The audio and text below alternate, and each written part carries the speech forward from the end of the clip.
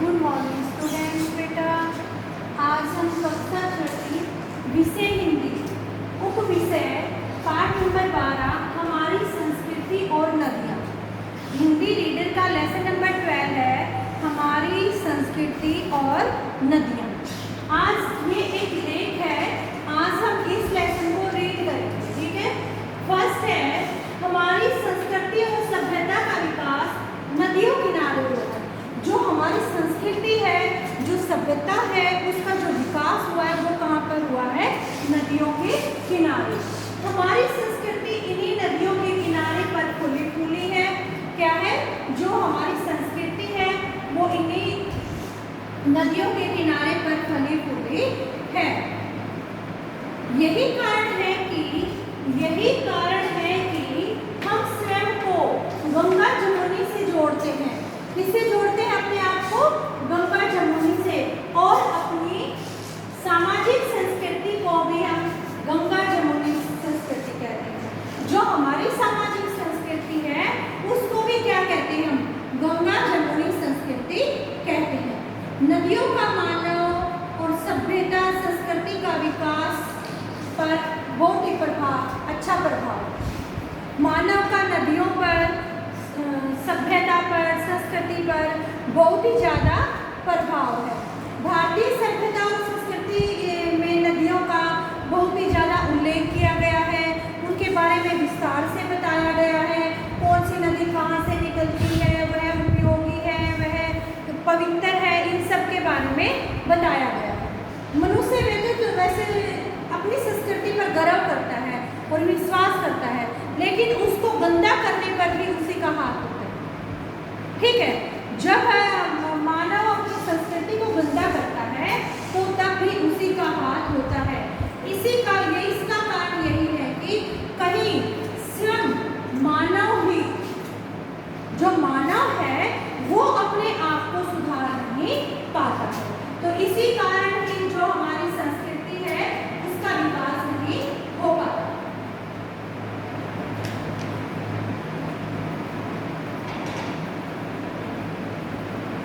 जल मनुष्य का जीवन तो है, परंतु मनुष्य स्वयं अपने जीवन को संकट की खाई में धकेल रहा है। जो जल है वो मनुष्य का क्या है? एक सहारा है। उसके बिना तो मनुष्य जीवित नहीं रह सकता। जन्म और मरण के लिए नदियों और सामाजिक सभ्यता संस्कृति का होना बहुत ही जरूरी है। जन्म से लेके मृत्यु तक इन चीजों का होना बहुत ही जरूरी है। तो जब नदियों का जो हमारा देश है, प्राचीन काल में जब यातायात की सुविधा, व्यापार के लिए सुविधा के कारण देश में नदियों के किनारे ही विकसित हुआ था। जब हमें अपने व्यापार के लिए कहीं जाना पड़ता, सामान लाना पड़ता, तो क्या था? नदियों के किनारे से ही हम आते जाते थे। उसी से हमारा विकास हुआ। फिर किसी न किसी नदी से संबंधित है, कोई देश संबंधित है, कोई धर्म संबंधित है। ठीक है, लेकिन हमारे देश में जो 4 नदियां हैं, जो 4 नदियां में सबसे महत्वपूर्ण है सिंधु नदी, गंगा नदी, ब्रह्मपुत्र नदी और नर्मदा नदी। ठीक है, सबसे पहले है हमारी सिंधु नदी। सिंधु नदी भारत और पाकिस्तान की प्रमुख व ऐतिहासिक नदी है। जो सिंधु नदी है वह भारत और पाकिस्तान की बहुत ही प्रमुख और ऐतिहासिक नदी है। इसी नदी पर विश्व की सिंधु घाटी सभ्यता, इसी नदी के ऊपर, सिंधु नदी के ऊपर सिंधु घाटी की सभ्यता विकसित है, उसी का विकास हुआ है। पंजाब में सिंधु के उपजाऊ मैदान, गेहूँ, मक्का, जौ, ज्वार, वहाँ पर अच्छी ये फसलें उगाई जाती हैं। फल भी अधिक मात्रा में मिलते हैं। वहाँ पर बांध बिजली पैदा करते हैं। वहाँ पर तो एक बांध बनाए हुए हैं सिंधु नदी के किनारे, जिससे हमें बिजली प्राप्त होती है। ठीक है, इसे पाकिस्तान और पंजाब का क्या कहा जाता है? भोजन का कटोरा। जो सिंधु नदी है उसको क्या कहा जाता है? पाकिस्तान और भारत के भोजन का कटोरा। किसे कहा जाता है? सिंधु घाटी को। उसके बाद है गंगा नदी। उसके बाद क्या है? गंगा नदी। गंगा नदी भारत की एक पवित्र और प्रमुख नदी है। जो गंगा नदी है वो क्या है, भारत की पवित्र और प्रमुख नदी है। गंगा यह उत्तराखंड से गंगोत्री, यह उत्तराखंड में गंगोत्री से निकलकर उत्तर प्रदेश, बिहार, पश्चिम बंगाल आदि इलाकों से होकर आगे जाती है।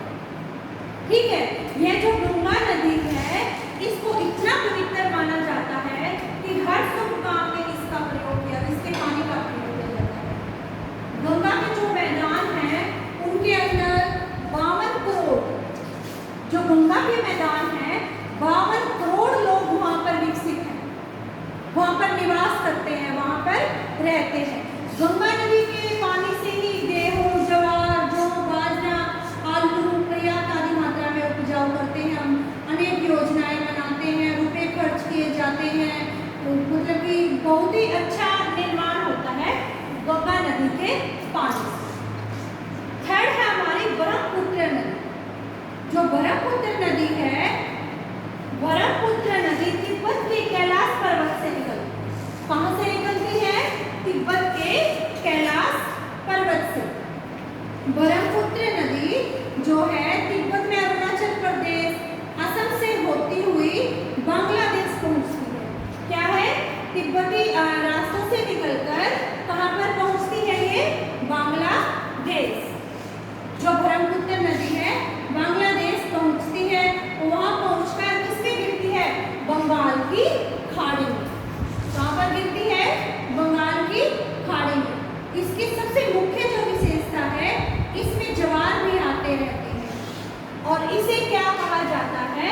असम की गंगा भी कहा जाता है। किसको कहा जाता है असम की गंगा? ब्रह्मपुत्र नदी को। अब है नर्मदा नदी। नर्मदा नदी को एक पवित्र नदी माना जाता है।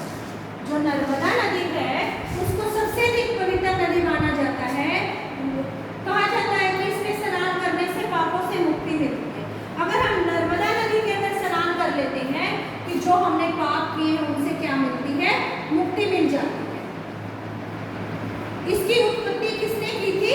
नर्मदा नदी की भगवान शिव ने। किसने की थी? भगवान शिव ने। जो नर्मदा नदी है उसकी उत्पत्ति की थी भगवान शिव ने एक कन्या के रूप में। किसके रूप में? कन्या के रूप में।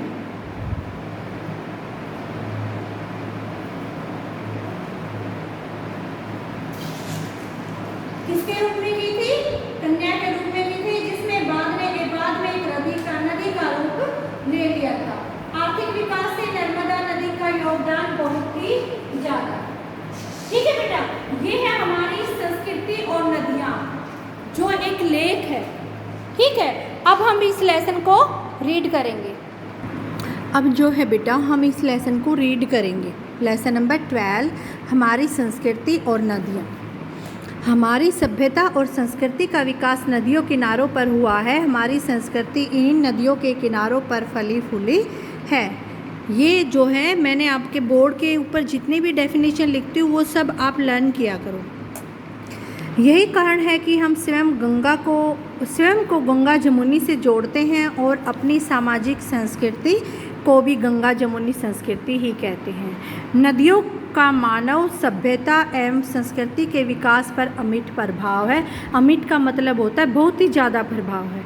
भारतीय सभ्यता और संस्कृति में नदियों का खास महत्व रहा है। नदियों के बिना हम भारतीय संस्कृति की कल्पना नहीं कर सकते। जन्म से मृत्यु तक नदियों का हमारे जीवन में गहरा नाता है। मनुष्य वैसे तो अपनी संस्कृति पर गर्व करता है, परंतु आज के समय में चाहे मनुष्य नदियों के किनारे है पर नदियों के करीब नहीं। इसका कारण कहीं न कहीं स्वयं मानव ही है। आज मनुष्य नदियों को अपनी संस्कृति मानता तो जरूर है, परंतु इनके साथ मानव का व्यवहार बहुत ही मैला हो चुका है और यह सब मानव द्वारा ही किया जा रहा है। इसलिए आज जब हम आसपास की नदियों की अवहेलना करते हैं तो ऐसा लगता है कि हमने अपनी सभ्यता और संस्कृति को भुला दिया है। जल मनुष्य का जीवन तो है, परंतु मनुष्य स्वयं अपने जीवन को ही संकट में धकेल रहा है।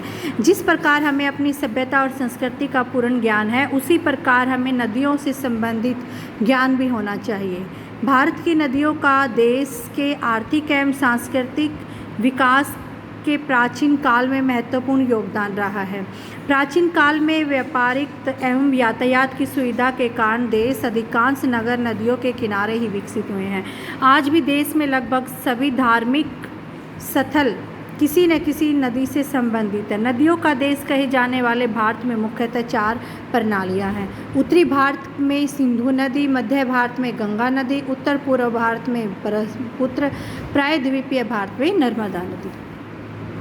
फर्स्ट है हमारी सिंधु नदी। सिंधु नदी भारत और पाकिस्तान की प्रमुख एवं ऐतिहासिक नदी है।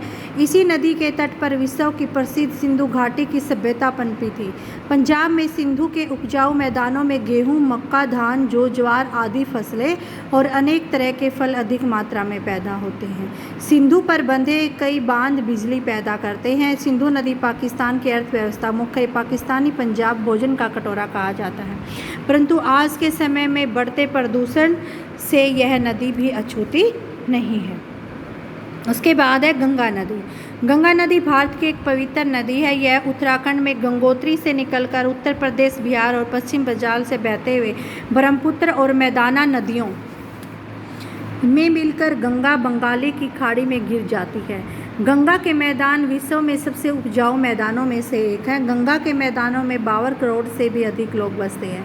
करोड़ों लोग पेयजल, स्नान, कृषि, उद्योग आदि के लिए गंगा जल पर निर्भर हैं। गंगा का सदाबहार नदी है। गंगा के उपजाऊ मैदानों में धान, गंगा दलहन, तिलहन, आलू और गेहूँ पर्याप्त मात्रा में पैदा होते हैं, परंतु बहुत दुख की बात है कि यह पवित्र नदी भी भीषण प्रदूषण की चपेट में है। गंगा नदी की सफाई के लिए सरकार ने करोड़ों रुपए खर्च किए हैं तथा अनेक योजनाएं बनाई हैं, परंतु सार्थक परिणाम अभी तक देखने को नहीं मिले।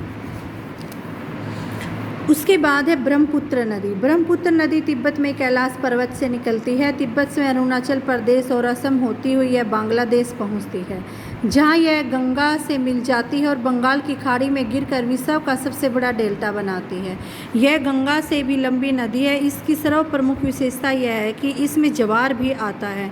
ब्रह्मपुत्र नदी को असम गंगा भी कहा जाता है। धान, जूट, सरसों ब्रह्मपुत्र घाटी की मुख्य फसलें हैं। यही नदी की अन्य नदियों की अपेक्षा कम प्रदूषित है। नर्मदा नदी को एक पवित्र नदी माना जाता है। कहा जाता है कि इसमें स्नान करके पापों से मुक्ति मिल जाती है। इसके विषय में भी कहा जाता है कि इसकी उत्पत्ति स्वयं भगवान शिव ने एक कन्या के रूप में की थी, जिसने बाद में घाटी की काली मिट्टी कपास की फसल की पैदावार के लिए बहुत अच्छी है। इसके किनारे अनेक पर्यटन स्थल स्थित हैं। गुजरात व मध्य प्रदेश के आर्थिक विकास में नर्मदा नदी का योगदान अति महत्वपूर्ण है। तो बेटा ये है आपका हिंदी रीडर का लेसन नंबर 12। आपने इसको अच्छे से रीड करना है और लर्न करना है। ठीक है। Okay students, thank you, have a nice day.